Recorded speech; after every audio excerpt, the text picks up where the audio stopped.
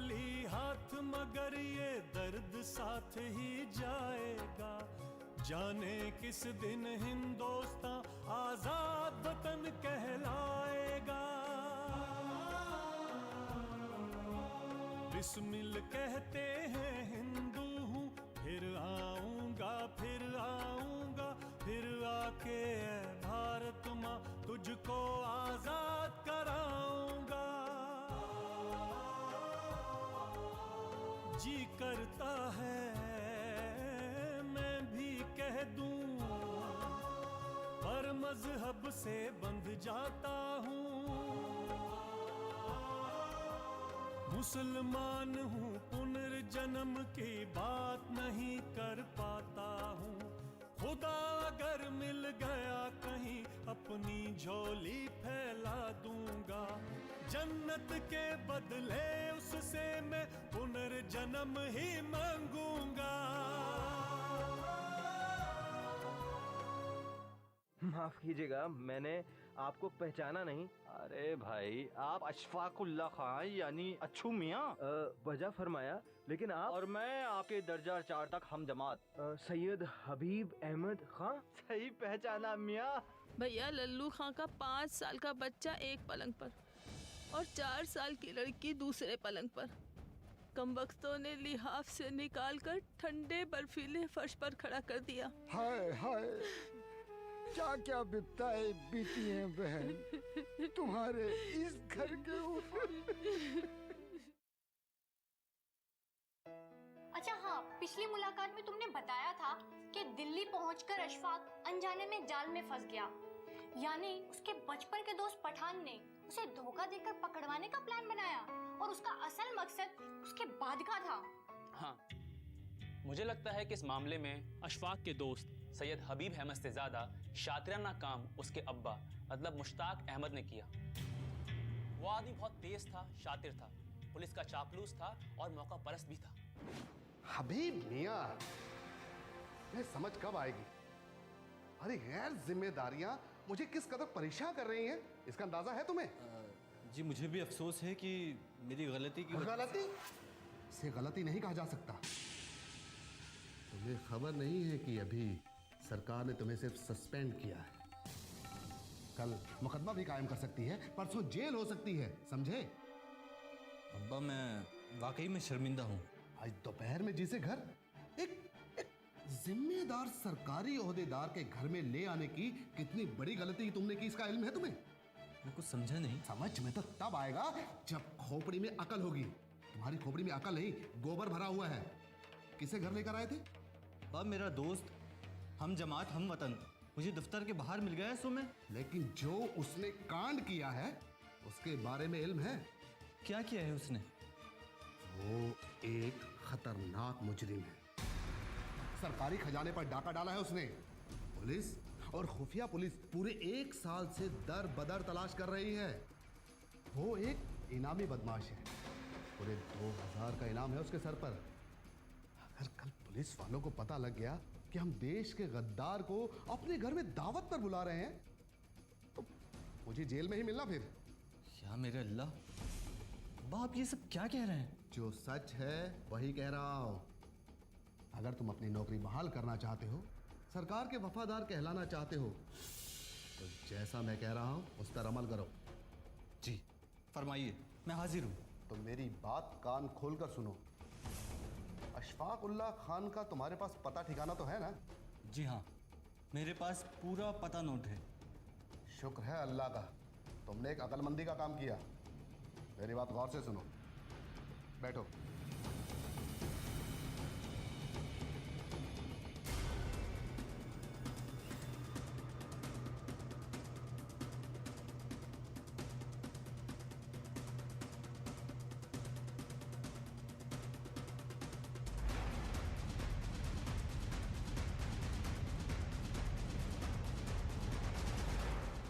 इसका मतलब उस आदमी ने अशफाक को सिर्फ 2000 रुपए के इनाम की वजह से नहीं पकड़वाया था, बल्कि अपने बेटे को वो हुक्काम की गुड बुक्स में लाना चाहता था।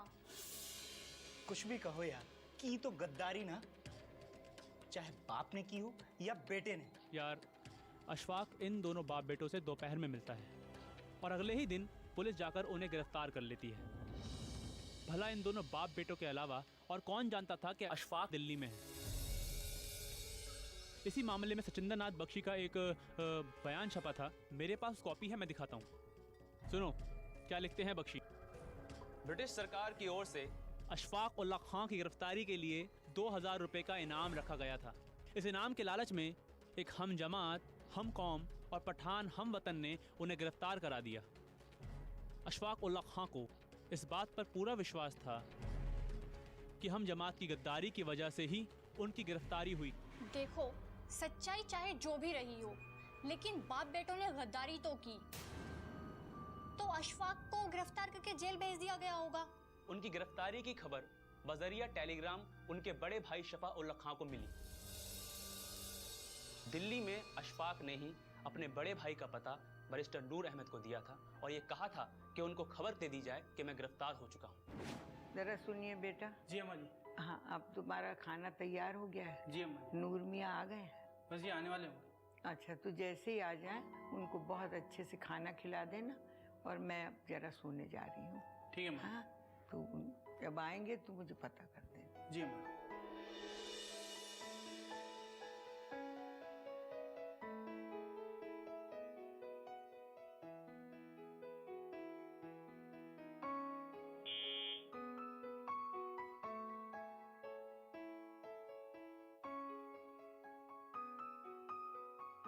आदाब। आदाब।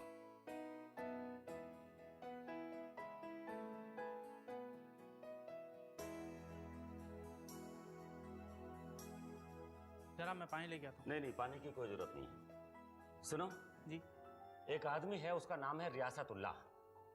उसे टेलीग्राम करना है और लिखवाना है कि फौरन से पेशतर मुझसे मिलें। जनाब पता है शाहजहांपुर, समझे? जी। जाओ।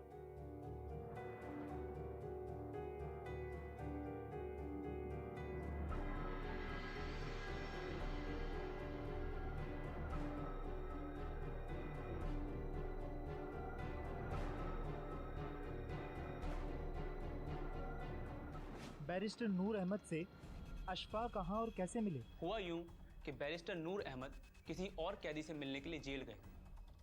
वहाँ जेलर से बातचीत के दौरान काकोरी रेल डकैती के अहम तरीन मुजरिम अशफाक उल्ला खां की गिरफ्तारी का जिक्र आया, तो वो उनसे मिलने के लिए वहाँ चले गए।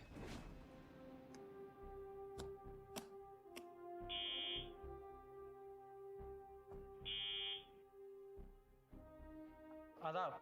आदाब। नूर अहमद साहब घर पर हैं? हाँ जी साहब घर पे हैं, आइए तशरीफ रखिए।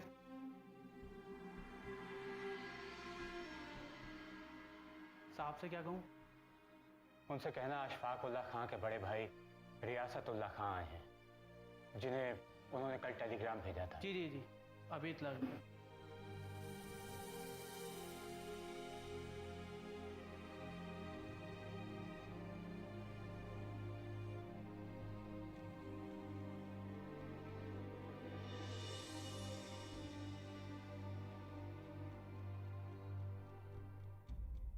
शुक्रिया।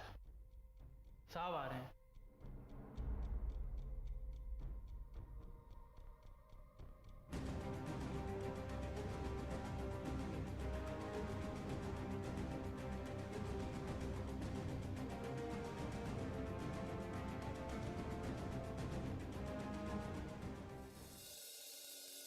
वाह वाह वाह वाह। सलाम। वालेकुम अस्सलाम, तशरीफ रखिए। जी शुक्रिया। भाई आपने तो कमाल कर दिया, टेलीग्राम मिलते ही आप दिल्ली पहुंच गए। जी मामला ही ऐसा था, जैसे ही आपका टेलीग्राम मिला घर में सबकी नींद और भूख प्यास सब गायब हो गई। मैं फौरन यहाँ के लिए रवाना हो गया। इस कदर परेशान होने की जरूरत नहीं है। अशफाक पर इल्जाम लगा है ना, जुर्म तो साबित नहीं हुआ है, आप फिक्र न कीजिए। आपके होते हुए फिक्र की क्या बात है? अगर अशफाक को दिल्ली में रखा गया और उन पर यही मुकदमा चला तो उनका केस आप ही लड़ेंगे, ये तय है। इत्मीनान रखिए, ऐसे हजार मामलात हमने चुटकियों में हल किए हैं। अशफाक उल्लाह की जमानत भी हो जाएगी और जल्द ही उनकी रिहाई भी अमल में आएगी। जेल में अशफाक के साथ ज्यादा सख्ती तो नहीं की जा रही? सख्ती कैसी? जेलर अपनी ही कौम के हैं और मैंने उनसे नरमी बरतने के लिए कह भी दिया है। बैरिस्टर साहब, कोई रास्ता निकालिए जिससे अच्छू मियाँ को देख सकूं। एक जमाना हो गया है उन्हें देखे हुए। लो, ये क्या बात कर दिया आपने? ये ख्वाहिश आपकी अभी पूरी कर देते हैं।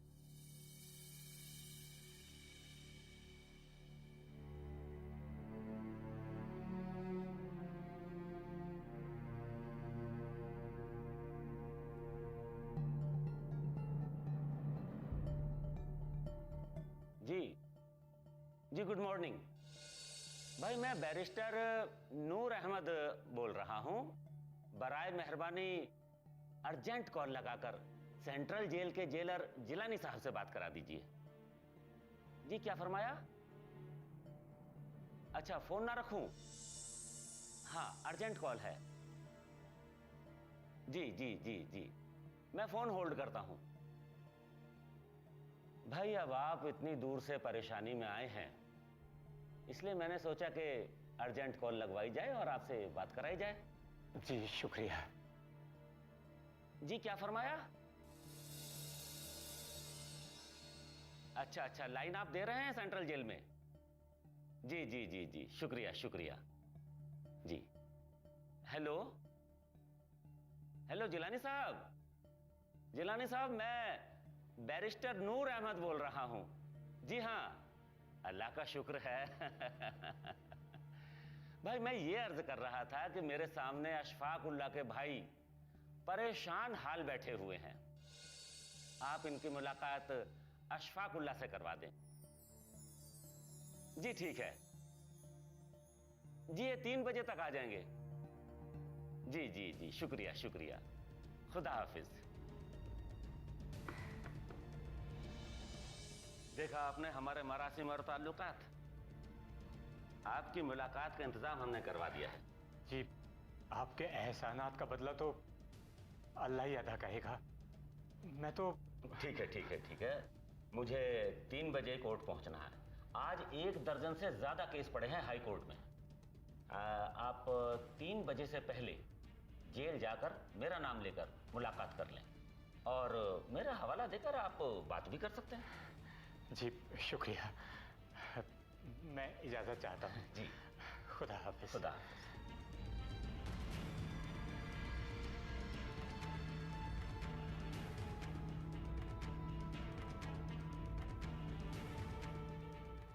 आगे क्या हुआ?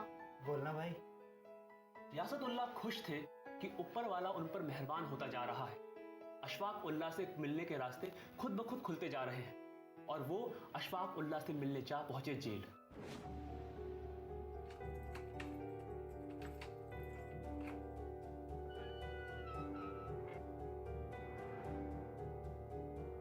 मुलाकाती, गौर से सुनो। तुम्हें 5 मिनट का समय दिया जाता है। इस दौरान कोई भी सियासी बात हुई तो तुम्हारी मुलाकात रोक दी जाएगी। हवलदार, ले आओ।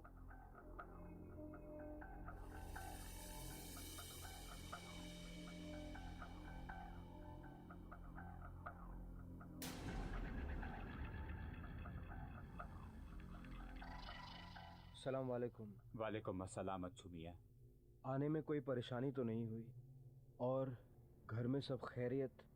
करम है परवरदिगार का, शुक्र है अल्लाह का। तुम्हारी परेशानी के सिवा सब खैर आफियत है। और दिल्ली कब आना हुआ? सुबह सवेरे पहुंच गया था। अच्छा।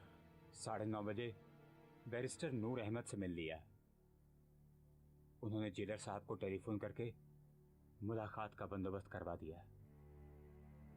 1 घंटा पहले ही यहाँ पहुंचा था। जेलर ने दरखास्त मांगी, मुलाकात की। मैंने 4 आने अदा करके पक्की दरखास्त बनाई और यूं तुम तक पहुंचा। अच्छू मियाँ, तुम ठीक तो हो ना? तुम्हें यूं देखकर बहुत तकलीफ हो रही है। तकलीफ? वो भला क्यों? अपना हुलिया तो देखो, साड़ी नुमा बंगाली धोती, ये फटा हुआ मैला मलमल का कुर्ता, नंगे सिर नंगे पांव। या मौला, मैं किसी शादी ब्याह में तो हूं नहीं, जेल में हूं। घर जाइएगा तो वालिदा साहिबा को मेरा ढेर सारा सलाम कहकर सिर्फ अच्छी अच्छी बातें बताइएगा। अशफाक, बैरिस्टर साहब तुम्हारा केस लड़ने के लिए राजी हो गए हैं। उन्होंने मुझसे अब तक के मामलात की 1 दिन की फीस भी तलब कर ली है। उनकी 1 दिन की फीस तो 100 रुपए है। अगर तार भेजने की फीस मांग रहे हैं तो अल्लाह उन पे रहम करे। हाँ, तार भेजने के अखराजात उन्हें अदा कर देना। अगर वो तुम्हारा केस लड़ते हैं तो उनकी ये फीस जायज है। वो मेरा मुकदमा कैसे लड़ सकते हैं? मैं तो पुलिस के रिमांड में हूँ। आजकल मैं मजिस्ट्रेट के सामने पेशी होने के बाद मुझे लखनऊ भेज दिया जाएगा। हाँ, अगर मेरा मुकदमा यहाँ होता तो बात अलग होती, लेकिन वो तो मुमकिन ही नहीं है। अशफाक, तुम्हें किसी तरह की परेशानी हो तो फौरन बता दो। गिरफ्तारी के वक्त उन्हें मेरे कब्जे में मेरी एक तस्वीर मिली थी, जो वो मेरी शनाख्त में इस्तेमाल कर सकते हैं। मैंने उन्हें कहा भी था कि मेरी तस्वीर फाड़ दी जाए, लेकिन उन्होंने मेरी बात अनसुनी कर दी। मैंने आपको ताकीद की थी कि कोई सियासी बात ना की जाए। भाई, अगर तुम हिंदुस्तानी हो और हिंदुस्तान से जरा भी मोहब्बत करते हो तो मुझे ये चीज बताइए कि तस्वीर फाड़ने में सियासी बात कहाँ से आ गई? आप मुझसे बहस नहीं कर सकते, वरना मुलाकाती को मैं दफा कर सकता हूँ। मैं जानता हूँ कि जवानी में खून ज्यादा गर्म होता है, लेकिन हमने ऐसा कुछ भी नहीं किया जिसकी वजह से आप हमें गर्मी दिखाएं। देखो भाई, मैं पहले ही बहुत ज्यादा परेशान हूँ, तो मुझे और परेशान मत करो। भैया, अब आपने आगे के बारे में क्या सोचा है? अभी तो मैं यहीं दिल्ली में ही रुकूंगा, जब तक तुम यहाँ हो। मैं भैया, आप बेकार में अपना समय बर्बाद कर रहे हैं। आप रात की गाड़ी पकड़ कर वापस चले जाइए। घर जाकर क्या करूंगा जब दिल ही यहाँ पर है? भैया, यहाँ रहकर आप मेरी कोई मदद नहीं कर सकते। मुझे जल्दी लखनऊ पहुँचा दिया जाएगा। आप घर चले जाइए और वालिदा साहिबा को मेरे ढेरों सलाम कहिए और उन्हें बताइए कि सब्र रखें और सब्र का दामन ना छोड़ें। परवरदिगार ने मेरी किस्मत में जो लिखा है वो तो होना ही है। मौत तो बरहक है, आनी ही आनी है। इसका इस्तकबाल करने का सलीका भी अगर इंसान को आ जाए तो सुभान अल्लाह। अच्छू मियाँ, एक बात कहूँ, तुम अपनी उम्र से ज्यादा बड़ी बातें करना सीख गए हो। इतने इत्मीनान से, इतनी मुस्कुराहट के साथ ऐसी गजबनाक बातें कैसे कर लेते हो तुम? मैं तो बाल बच्चेदार आदमी हूँ, मेरी तो रूह कांप जाती है। ऐसा नहीं है भैया, आप भी कम बहादुर और साबिर नहीं। और आप बस मेरी इतनी इज्जत रख लीजिएगा कि मेरी मोहब्बत में किसी से दबकर कोई समझौता न कीजिएगा। ये जान लीजिए कि मेरा फैसला लिखा जा चुका है और मैं किसी भी कीमत पर अपनी और अपनी वतन की रुसवाई बर्दाश्त नहीं कर सकता। मुलाकात का वक्त खत्म हुआ। देख रहे हैं ना आप, हर शख्स अपने आप को कानून से ऊपर समझता है, इसलिए निजाम में तब्दीली मुलाकात का वक्त खत्म हुआ, आप जाइए। भैया, आप घर जाइए और वालिदा की हिम्मत बढ़ाइए और बच्चों को समझाइए कि उनका चचा ना ही कोई गलत आदमी है, ना ही कोई गलत राह पर है, इसलिए उन्हें शर्मिंदा होने की कोई जरूरत नहीं है। मुलाकाती, आप बाहर जाइए, कैदी आप अंदर जाइए। अच्छू मियाँ, खुदा हाफिज। खुदा हाफिज।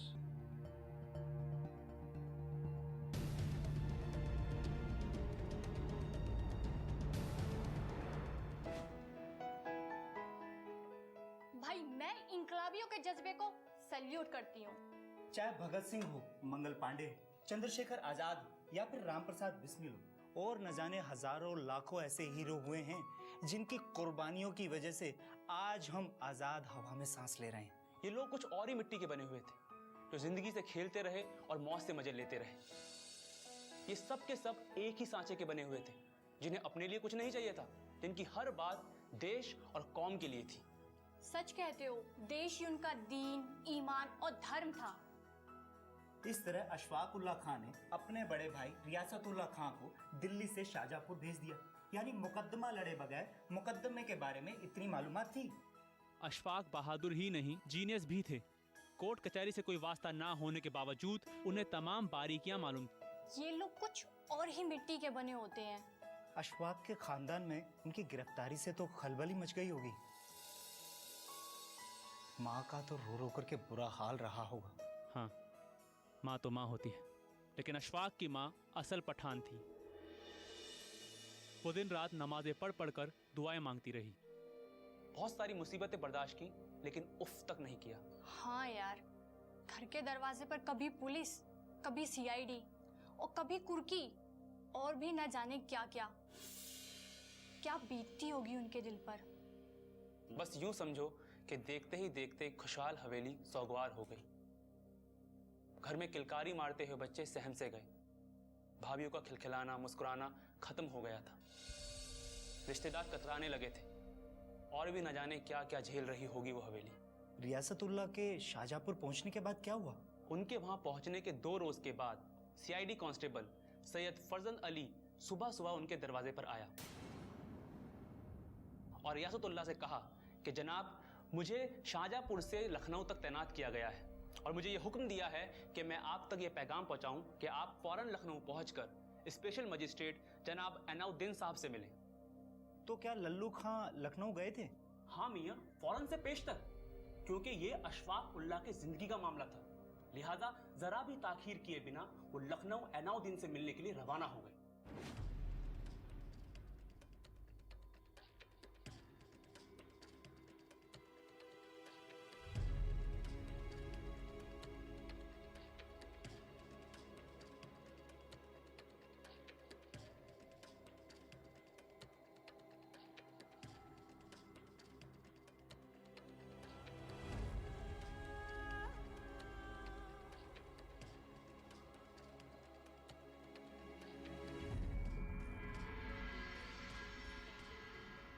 जी कहिए।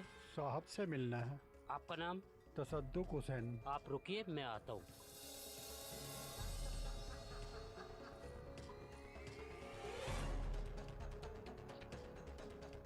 सलाम साहब, तसद्दुक हुसैन आपसे मिलना चाहते हैं। उनसे कहिए तशरीफ ले आए। जी जनाब।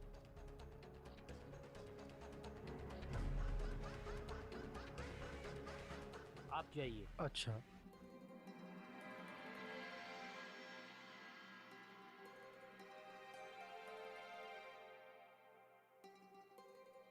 अस्सलाम वालेकुम। वालेकुम अस्सलाम।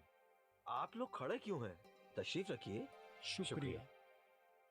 अरे भाई शरबती। जी जनाब। जरा शरबत लेकर आओ। अच्छा जनाब।